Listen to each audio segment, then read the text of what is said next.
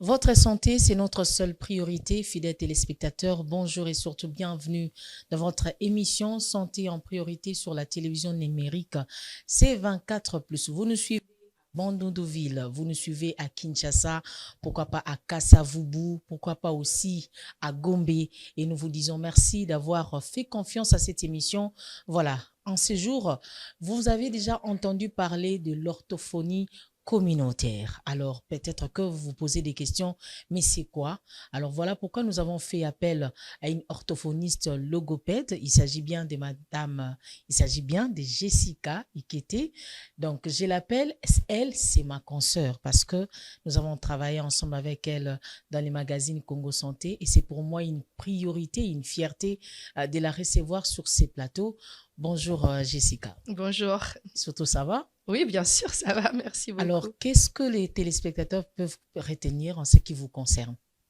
Ah, en ce qui me concerne, ce que j'aimerais que les spectateurs retiennent, c'est que j'ai toujours eu des rêves d'enfant, et puis des rêves d'enfant que j'ai pu réaliser et que je vais continuer à réaliser. Voilà, c'est surtout ça, parce que je dirais que la logopédie orthophonie, c'est un appel, c'est une vocation. Je savais déjà depuis très petite que je viendrais en Afrique, que je serais dans le domaine de la santé. Et puis, on va dire que ça s'est précisé vers l'âge de 17 ans grâce à une prof de latin qui nous a demandé de faire un écrit et de dire ce qu'on voulait faire comme métier. Et j'ai adoré, j'ai écrit beaucoup. Et c'est à ce moment-là que j'ai commencé à écrire de plus en plus. Et voilà, et j'ai écrit énormément, si bien qu'à un moment, je me suis dit, il serait peut-être temps d'écrire un livre en fait sur tout mon parcours. Voilà. Alors, la santé, c'est votre point faible, comme vous l'avez dit. Dites-moi aujourd'hui, lorsque vous voyez ou soit vous constatez quelqu'un qui souffre des problèmes des langages ou encore d'autres problèmes liés à la santé, ça vous fait comment? Alors, j'ai quand même envie de répondre que la santé, c'est pas mon point faible, c'est mon point fort. Parce que j'ai vraiment choisi de faire ce métier par compassion, parce que je voulais vraiment me mettre au service de la société. Alors, qu'est-ce que ça me fait? Je dirais que je le vois comme un moyen de mettre en fait en place mes talents, en fait, d'utiliser mes talents pour apporter la joie, le bonheur, etc. D'ailleurs, dans ce livre-là qui est devant moi, enfin, c'est une ébauche de livre, quand j'avais 17 ans, je parle de cela. En fait, je dis que j'aimerais venir donc partager le bonheur, installer des arcs-en-ciel, enfin voilà, tout cela. Et d'ailleurs, ce symbole de l'arc-en-ciel, on le retrouve dans tous mes logos, que ce soit le logo d'Orthokin, le logo de Nasana, puis encore, il y a encore un autre logo que d'autres gens connaissent moins. Il y a toujours l'arc-en-ciel parce que moi, j'ai un message positif à apporter, en fait. Voilà, vraiment un message positif. Je sais que la maladie, le trouble est perçu de façon négative en République démocratique du Congo, de par nos croyances, etc., et nos croyances populaires. Et moi, je veux apporter vraiment un message positif.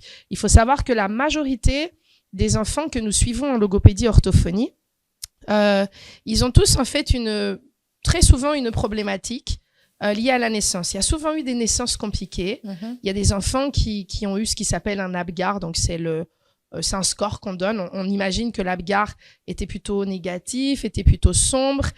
Certains étaient certainement en état de mort imminente et il se trouve qu'ils sont vivants, qu'ils sont là et que derrière ce trouble, derrière ce symptôme, se cache en fait ce qui s'appelle des symptômes positifs.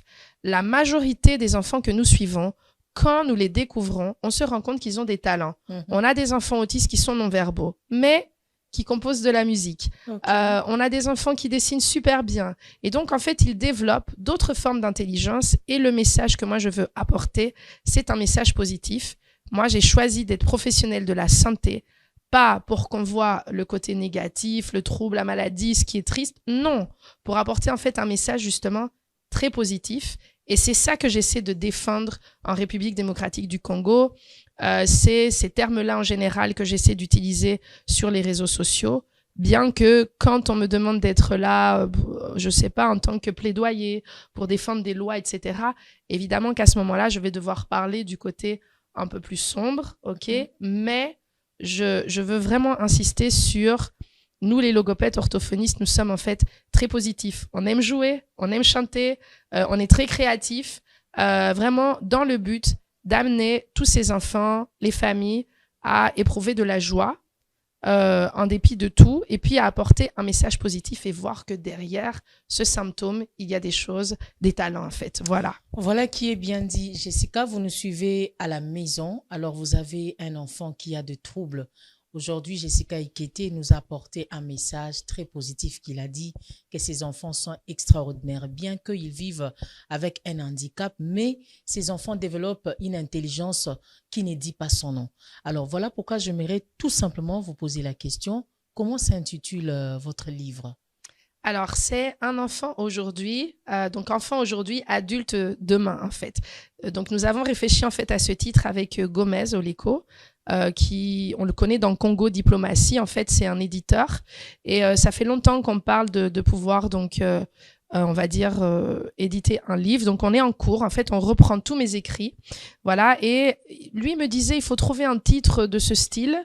Et puis, je me suis dit, OK, enfant aujourd'hui, adulte demain, tout simplement parce que ce titre m'était déjà venu sur un dernier, enfin, c'est pas un dernier projet, c'est le dernier projet, mais pas un dernier, le dernier projet que nous sommes en train de mettre en place, en fait, autour de la capoeira et psychomotricité. On se disait, il faut un titre accrocheur, et c'est justement ça, enfant aujourd'hui, adulte demain. Et puis, il se trouve que ça correspond à une partie du résumé de ce premier écrit que j'ai fait quand j'avais 17 ans. Alors, qu'en est-il du résumé? Parce qu'il y aura des parents qui vont vous suivre. Il y a aussi des enfants qui ont ces troubles des langages qui auront l'occasion de vous suivre. Un résumé en quelques poussières de secondes. Alors, je vais carrément le lire, ce résumé, parce qu'il est très important. Et c'est un résumé que je destine plutôt à une population d'adolescents ou de jeunes adultes qui se posent la question de c'est quoi la logopédie orthophonie, c'est quoi ces nouveaux métiers de la réadaptation en République démocratique du Congo. Comme ça va leur permettre de comprendre, moi, pourquoi j'ai choisi d'être logopède orthophoniste. Alors, je vous lis le résumé. Donc, les hommes sont faits pour vivre en société. En effet, de par l'histoire et ses origines, l'homme supporte mal la solitude. Partout dans le monde, on continue à se battre pour des raisons ethniques, religieuses ou économiques. L'égalité des hommes, la paix, la fraternité ne semblent plus qu'être des projets utopiques. Un changement radical des mentalités et l'instauration d'un véritable mode de communication permettrait de mettre fin au mal qui nous accable. Ce mode de communication pourrait peut-être éliminer le fossé qui existe entre les citoyens et le gouvernement et par cette même raison rétablir dans le monde les principes politiques de base, entre autres la démocratie. Bien que nous connaissions quelques bouleversements dans le domaine de la communication, la TV par exemple, encore trop d'enfants et d'adultes, entre autres les malentendants, se sentent dévalorisés par une mauvaise compréhension du langage, puisque les enfants c'est l'avenir. Puisqu'il n'y a aucun avenir possible sans discussion et donc sans communication, le choix d'une carrière éventuelle m'a poussé vers la logopédie, thérapie du langage oral et écrit. Alors, pourquoi j'ai écrit ceci ? Je savais que je voulais être professionnelle de la santé, mais je voulais pas être médecin. Je savais que je voulais impacter dans la société, mais je voulais pas être politicienne. Je savais que j'ai fait de la musique très tôt, donc je savais que je voulais utiliser la musique. Je voulais utiliser mes dons d'écriture, en fait, pour en fait être au service des autres. Et je voulais travailler avec, on va dire, les populations peut-être jugées les plus vulnérables pour apporter en fait un message positif. Tout ça pour dire que on peut choisir d'être logopède orthophoniste, choisir d'être pro de santé, parce que on veut être utile à la société en fait et impacter positivement et puis amener des changements en fait tout simplement. Et moi je voulais du coup un métier dans la communication qui était pas journaliste, bien que j'écrive dans Presenza, bien que j'ai aussi fait des émissions donc avec toi en fait. Mais je voulais être dans la communication et dans ce qui était peut-être le plus difficile au niveau de la communication, mais pour apporter en fait un message positif et permettre peut-être à des malentendants un jour de pouvoir être devant la télévision, à des dyslexiques, donc des enfants qui ont des difficultés à lire, à écrire, de pouvoir écrire en fait et de pouvoir être écrivain. Voilà, c'était vraiment cela. Aller chercher ceux où on se dirait c'est impossible, il n'arrivera pas à faire un métier de communication. Moi je me suis dit si. Et puis j'ai l'exemple notamment de ma petite Chiara, ma fille, qui est dyslexique, mais qui écrit, qui adore.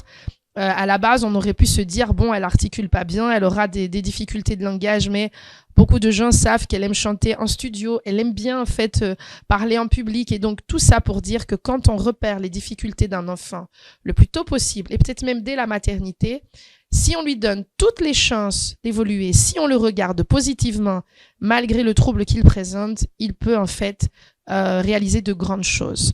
Voilà. Mais nous avons besoin de la société, de tout le monde, de toi, de tout le monde, pour porter ce message, pour commencer à voir les choses positivement, pour repérer les enfants le plus tôt possible, pour accompagner l'État par des plaidoyers, par des messages, trouver des ambassadeurs qui, en fait, parleront positivement de tous ces enfants, il y a aussi des adultes, mais de tous ces enfants, pour leur permettre de se sentir bien, en fait, et d'être archi utile à la société, en fait. Alors, vous êtes orthophoniste logopède, comme vous l'avez dit. Que dire à ces parents qui, de fois, éprouvent beaucoup de difficultés lorsque ils découvrent que leurs enfants ont des problèmes, des troubles neuropsychiatriques ou soit des troubles des langages? Comment faire pour orienter ces parents? Parce qu'aujourd'hui, nous voyons comment est-ce que ces mêmes parents rejettent ces mêmes enfants alors qu'ils sont utiles dans la société. Alors, je dirais que le plus gros du souci ne vient pas du parent. Alors, les parents, en fait, ils ont une réaction par rapport à la société. C'est pour ça que je pense qu'on doit porter des messages beaucoup plus hauts. Il faut que l'État, le gouvernement, nous accompagne à pouvoir être des porte-paroles et à pouvoir utiliser en fait des mots positifs. Il faut qu'on ait les médias, la communication, etc. qui collaborent. C'est pour ça que donc je suis présidente d'Orthokin et Orthokin, on dit souvent collaborons. Donc c'est parents, professionnels de la santé, de la communication, de la culture, collaborons ensemble pour le bien-être de nos enfants. Je pense que si plus haut on nous permet d'être porte-parole, si les médias commencent à faire de la pub, en fait, carrément, des messages de pub, des messages de sensibilisation très positifs, ce sera plus facile aussi pour les parents, en fait, d'accepter que l'enfant peut avoir une paralysie cérébrale, d'accepter que l'enfant peut être autiste, d'accepter, en fait, la différence. Et puis, du coup, le parent va commencer à voir les choses beaucoup plus positivement. Les parents font beaucoup d'efforts. Et puis, on a pas mal d'enfants qui se sentent bien à la maison, qui se sentent bien dans les lieux d'accueil, donc les écoles inclusives, où nous, on a aussi créé un espace communautaire. Mais parfois, l'enfant, dès qu'il n'est pas dans le milieu où il se sent sécure, dès qu'il se retrouve dans la rue, il voit le regard porté sur lui. Et c'est à ce moment-là qu'il peut être un peu plus difficile, il peut tirer la tête, il peut être un peu plus agressif. Et donc, en fait, nous devons en fait réaliser l'effort tous ensemble. Et je crois que les églises ont aussi un rôle à jouer. Voilà. Moi, je ne crois pas qu'il existe des enfants sorciers. Je ne crois pas à ça. Je pense aussi que les églises doivent en fait tenir un message positif. Ouais, un message positif. En fait, j'ai envie de dire que le péché originel dont on parle, c'est pas nous, en fait. La maladie, c'est pas nous, en fait. Et Dieu, il a mis en place, en fait, des tas de moyens palliatifs, des stratégies pour qu'en fait, on soit bien, que tout le monde soit bien, en fait. Voilà. Et que ces enfants soient bien, en fait. Et que tout le monde les accepte tels qu'ils sont. Voilà. Et donc, je pense qu'on doit faire un effort tous ensemble. Et j'en profite, du coup, pour remercier, notamment un pasteur du Gabon. C'est un pasteur qui est d'une église de réveil, qui m'avait choisi en fait pour faire sa première émission en ligne, pour parler de ses enfants à besoins spécifiques, et qui a osé en fait du coup affirmer que on doit voir les choses positivement, on doit voir au-delà du trouble, on doit voir au-delà de la maladie, et puis respecter en fait ce premier commandement qui est aimons-nous les uns les autres, en fait, tout simplement. Okay. Voilà. Alors pourquoi avez-vous choisi l'orthophonie communautaire? Ok, alors pourquoi j'ai choisi la logopédie orthophonique communautaire? Alors, je me suis pas rendu compte en fait que j'étais dedans au départ. C'est le professeur Koua, qui est cordon national maintenant au niveau de la santé mentale en Côte d'Ivoire. Donc à ce moment-là, en fait, c'était lui qui gérait un peu toute la section en orthophonie en Côte d'Ivoire. Et donc je donnais cours là, et il m'a fait prendre conscience que j'étais dans un modèle communautaire. Puis il y a aussi une collègue au Canada qui donne cours à l'Université de Montréal, qui m'a fait prendre conscience que j'étais dans une approche communautaire. Et en fait, je me suis retrouvée dans une approche communautaire parce que j'ai très vite pris conscience que nous ne serions en fait jamais assez de logopèdes orthophonistes ou de professionnels dans les métiers de la réadaptation. On ne sera jamais assez parce que rien que Kinshasa, nous sommes 20 millions d'habitants. Quand on prend la République démocratique du Congo, tout entière. Enfin, c'est énorme. Je me suis rendu compte, en effet, que c'est vrai que nous sommes quand même face à des enjeux de santé publique. On a énormément d'enfants, en effet, en difficulté. Et donc, moi, j'ai toujours été convaincue que les solutions étaient dans la communauté. Parce que il y a des tas de gens, en fait, qui s'occupent d'enfants dans des espaces communautaires, qui sont même informels, etc. Et il faut savoir qu'avant de venir en République démocratique du Congo, j'ai eu la chance de rencontrer Michel Habib et puis l'équipe Éducar, qui montrait l'impact de la musique sur le cerveau des enfants. Et je me suis dit, mais cette musique, elle se retrouve où? Quand on est en République démocratique du Congo, cette musique, elle se retrouve partout, dans la communauté. Et donc, quand on accompagne un musicien à pouvoir utiliser la musique pour cet enfant en difficulté, l'artiste qui dessine bien pour cet enfant en difficulté, la personne qui fait la capoeira ou un autre sport, l'acrobatie, tout ce qu'on veut pour cet enfant en difficulté, quand il est passionné, quand c'est son don, quand c'est son talent, en fait, quand on le guide et qu'on met en place un projet thérapeutique, nous avons en fait des résultats. Et donc, je crois vraiment que la communauté, accompagnée par des professionnels comme moi, formés, et donc on va gagner des écoles de formation. En fait, quand cette communauté travaille avec des professionnels comme moi, ils deviennent des agents communautaires, des relais communautaires, des agents formés dans la réhabilitation du langage, réhabilitation psychomotrice. Et donc, c'est presque un modèle qui ressemble au modèle, on va dire, canadien. Mais attention, je mets ça entre guillemets, je suis prudente en le disant.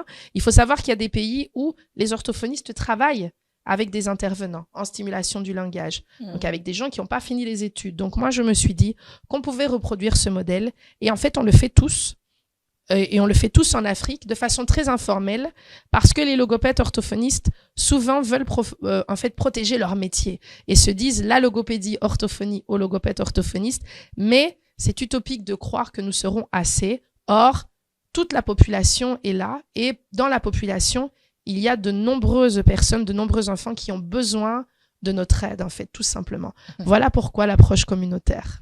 Voilà, merci beaucoup.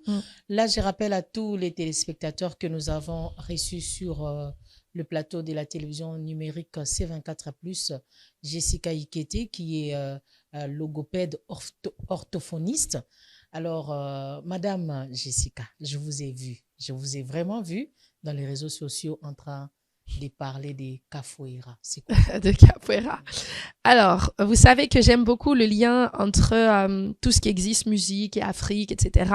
Et donc, et tout ce qui vient du Congo. Et donc, je me suis rendu compte que la capoeira, il y avait encore en fait une histoire liée à l'Afrique. Donc, la capoeira, on va dire que ça ressemble à de la danse, ok, mais c'est comme un combat. On imite un combat en fait, ok. Donc, on imite un combat et tout ça. Et puis, dans la capoeira, ce que j'aime, c'est que on utilise la musique.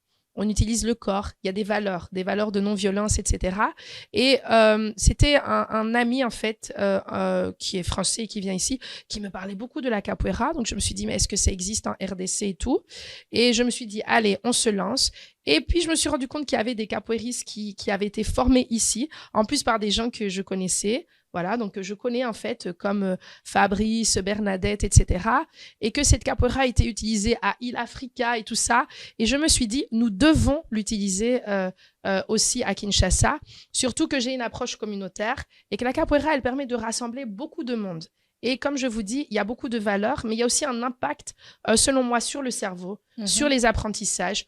Voilà, un impact multiple parce qu'on utilise le langage, la communication, le corps, etc. Et donc, je pense que c'est un des meilleurs outils, ok, qui existe en fait actuellement en République démocratique du Congo. Et ça mérite qu'on s'y intéresse. Ça mérite que les écoles s'y intéressent. Et donc, moi, j'ai décidé en tout cas de pouvoir donner des contenus de formation, etc., même si je ne fais pas la capoeira, mais je devrais m'y mettre quand même. Je me suis dit, nous devons en parler. Parce que je pense que c'est un outil tout simplement formidable, en fait. Voilà. Alors, qu'en est-il des associations et écoles des logopèdes en République démocratique du Congo? Alors, comme vous le savez, j'ai déjà vu Papa Ikolélé à l'antenne chez vous. Papa Ikolele disait que nous y mettions de tout notre poids pour qu'il y ait une association de logopèdes orthophonistes. C'est en cours. Les statuts ont été rédigés, ça a été présenté. Les logopèdes orthophonistes sont en train de se plancher sur les différents statuts et c'est en cours. Et l'association, en 2024, sera mise en place.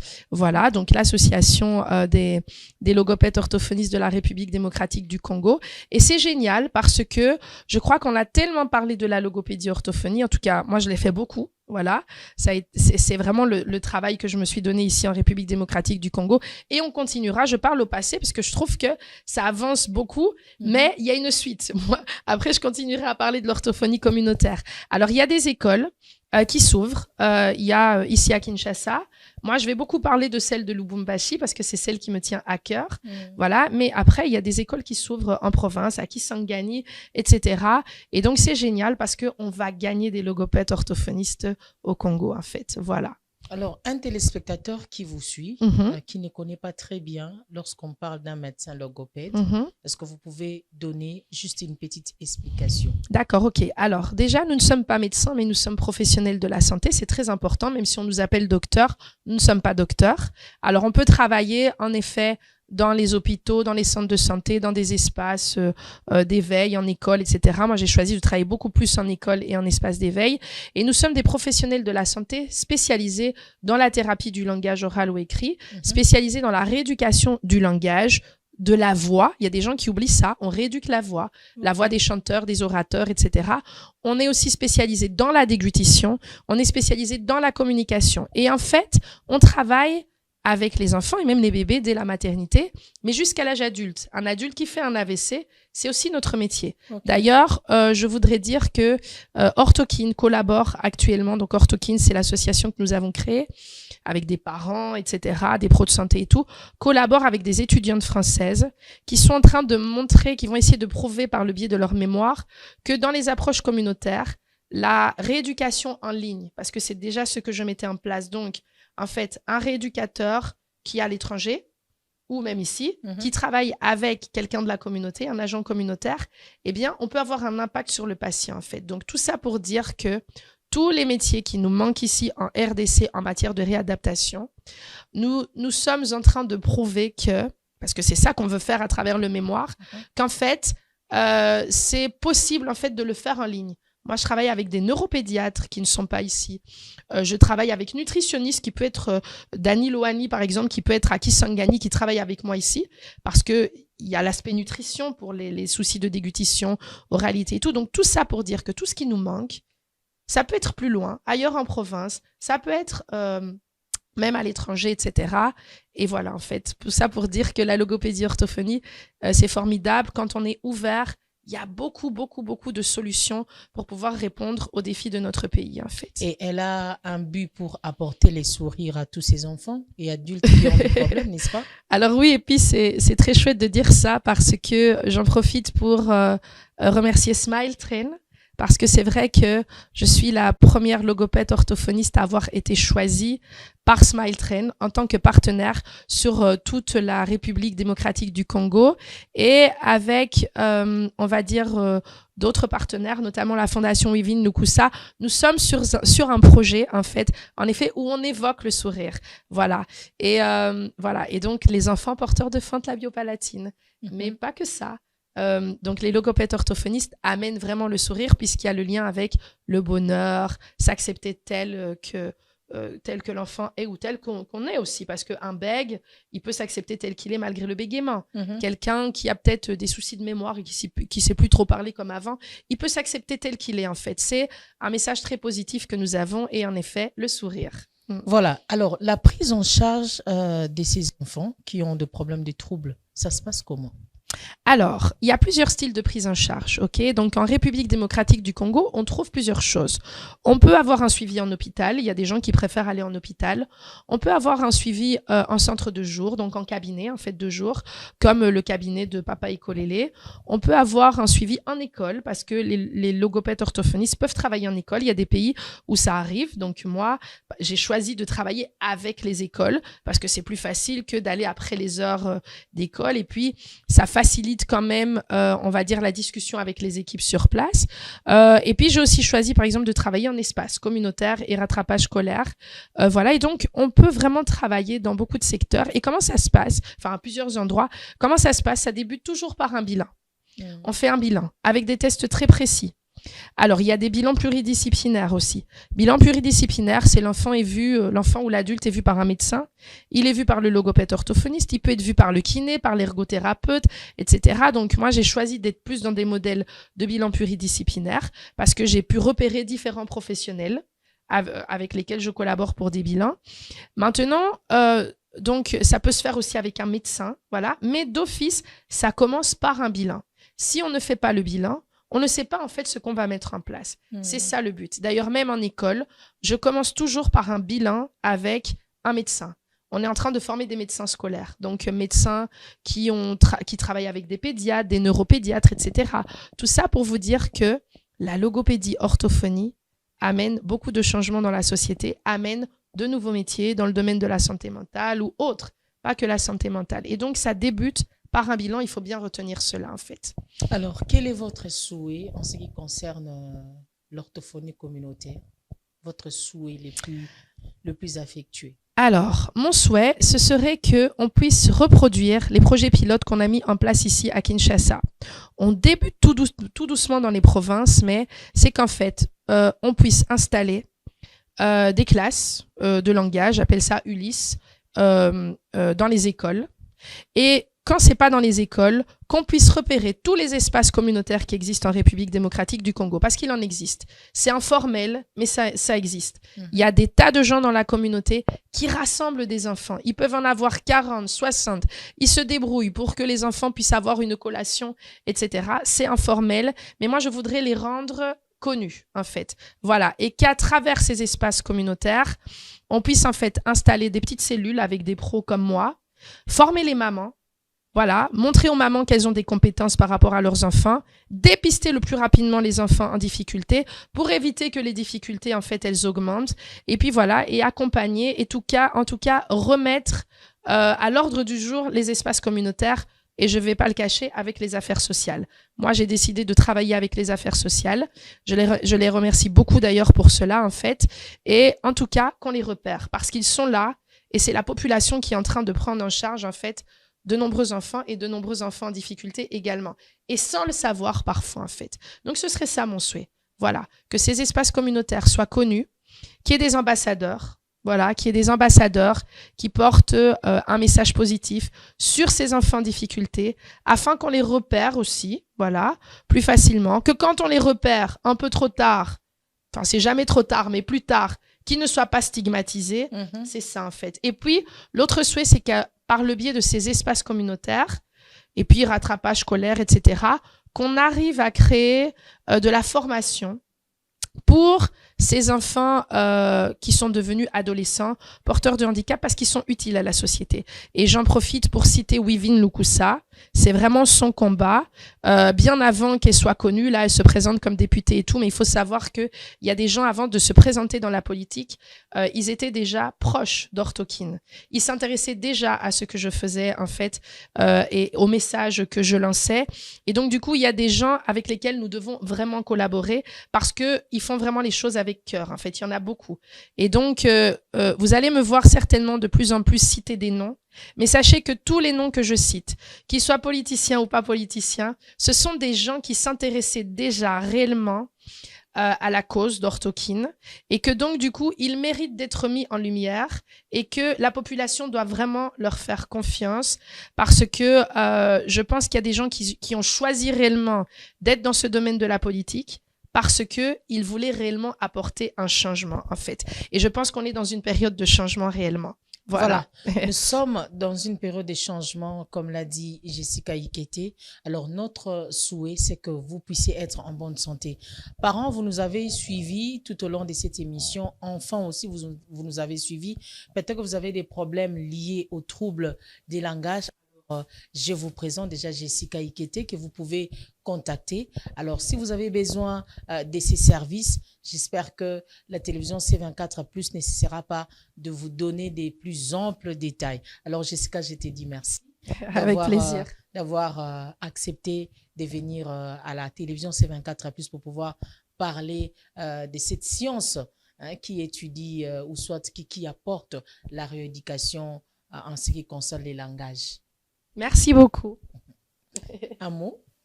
Alors, merci d'avoir rappelé que nous voulons que tout le monde soit en bonne santé, soit heureux et des choses à apporter.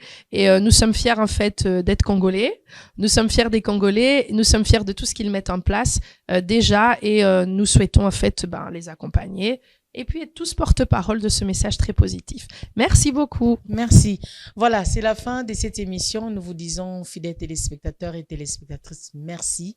Et surtout, si Dieu le veut, nous allons encore une fois de plus retrouver Madame Jessica Ikete dans les prochaines émissions. Chez vous, portez-vous très bien.